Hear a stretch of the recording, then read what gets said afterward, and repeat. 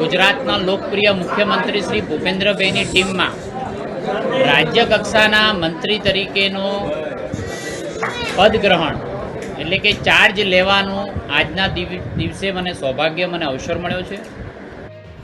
મહત્વના સમાચાર। રાજ્ય કક્ષાના મંત્રી શ્રી પ્રવીણભાઈ ગુરદનજી માળીએ વિધિવત ચાર્જ સંભાળ્યો છે।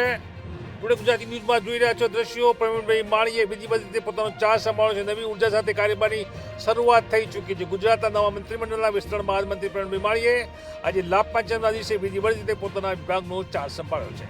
ગાંધીનગર સ્થિત વિભાગીય કચેરી ખાતે એક સિમ્પલ પરંતુ ભાવનાત્મક કાર્યક્રમમાં અધિકારીઓ અને કર્મચારીઓની ઉપસ્થિત વચ્ચે મંત્રીએ કાર્યભાર સંભાળ્યો છે। પ્રવીણભાઈ માળીએ કહ્યું છે કે રાજ્યના વિકાસમાં આખી ટીમ સાથે મળીને સમર્પિત ભાવથી કામ કરીશ। જનહિત અને વિકાસના કાર્યોમાં ઝડપ અને પારદર્શિતા લાવીને મારી પ્રથમ પ્રાયોગિકતા રહેશે। તેમણે વિભાગના વરિષ્ઠ બધી અધિકારીઓ સાથે બેઠક યોજીને આગામી દિવસોમાં હાથ ધરાનારા યોજનાઓની સમીક્ષા પણ કરી છે।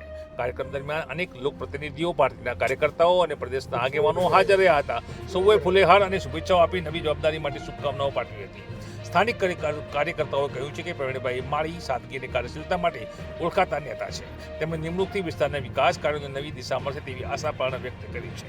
ગુજરાત સરકારના નવા મંત્રી પ્રવીણભાઈ માળીએ આજે વિધિવત ચાર્જ સંભાળ્યો છે। નવી ઉર્જા સાથે સેવા અને વિકાસ માટેની આ શરૂઆત છે। દ્રશ્યો અમે આપણે બતાવી રહ્યા છે। સીધા ગાંધીનગરથી જાતે હોય ચાર્જ સંભાળ્યો છે। પ્રવીણભાઈને ટુડે ગુજરાતી ન્યૂઝ પણ શુભકામનાઓ પાઠવે છે। ગુજરાતના લોકપ્રિય મુખ્યમંત્રી શ્રી ભૂપેન્દ્રભાઈની ટીમમાં રાજ્ય કક્ષાના મંત્રી તરીકેનો પદગ્રહણ એટલે કે ચાર્જ લેવાનું આજના દિવસે મને સૌભાગ્ય મને અવસર મળ્યો છે। આ નિમિત્તે ગુજરાતભરમાંથી શુભેચ્છકો, સમર્થકો, મારા પરિવારના સભ્યો અને સાથે ગુજરાતમાંથી અલગ અલગ મોરચા અને મારા જેના સાથે લાંબો સમય કામ કરવાનો અવસર મળ્યો યુવા મોરચાના કાર્યકર્તાઓ, એની સાથે સાથે ગુજરાતના અગ્રણીઓ, મારા વિસ્તારના નાગરિકો, ભારતીય જનતા પાર્ટીના પદાધિકારીઓ સાથે આજે ચાર્જ લેવાનો અવસર મળ્યો છે। એક સંકલ્પ સાથે, નવી ઉર્જા સાથે, જે નરેન્દ્રભાઈએ જોયેલા સ્વપ્ન, જે ભૂપેન્દ્રભાઈ જોયેલા સ્વપ્નને જે યજ્ઞ આરંભ્યો છે એ યજ્ઞને આગળ વધારવા માટે ગુજરાત 2047 સુધી વિકસિત થાય એના માટે મારા ડિપાર્ટમેન્ટમાં જે યોગદાન કરવાનું હોય એ યોગદાન આપવા માટે હું સંકલ્પબદ્ધ છું।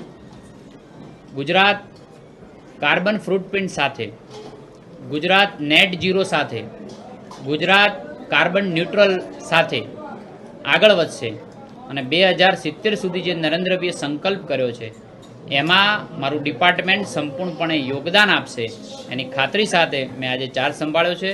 અને ચોક્કસ વિશ્વાસ છે ગુજરાતની 6.5 કરોડથી વધુની જનતા આમાં જોડાશે।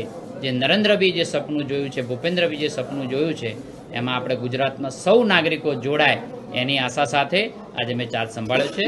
સૌને હું નવા વર્ષની પણ શુભકામનાઓ પાઠવું છું। પ્રવીણભાઈ, આજે ચાર્જ સંભાળ્યો તેની સાથે સાથે હમણાં થોડી વાર પહેલા મન કી બાતનો કાર્યક્રમ પણ થયો, નેટ ઝીરોની આપે પણ વાત કરી, કયા પ્રમાણે જે આ ડિપાર્ટમેન્ટનો પૂરેપૂરો અભ્યાસ મેં કરી લીધો છે। વાઇલ્ડ લાઈફ એક્ટ હોય કે ટ્રાન્સપોર્ટ વિભાગ હોય, એક તરફ એક વિભાગ એવું છે કે જે લોકોમાંથી ઉત્પન્ન થતું ફોસિલ ફ્યુલનો જે ઉપયોગ થાય છે એને ઘટાડવાનું કામ એક ડિપાર્ટમેન્ટ કરે છે। એક ડિપાર્ટમેન્ટની અંદર કાર્બન ઉત્સર્જન થાય છે। આ બંનેનો મેળાપ કરીને આવનારા સમયની અંદર કાર્બન ન્યુટ્રલ થાય દિશાની અંદર કામ કરવાનો મને અવસર મળશે। આરટીઓ સહિતની સમસ્યા શું છે?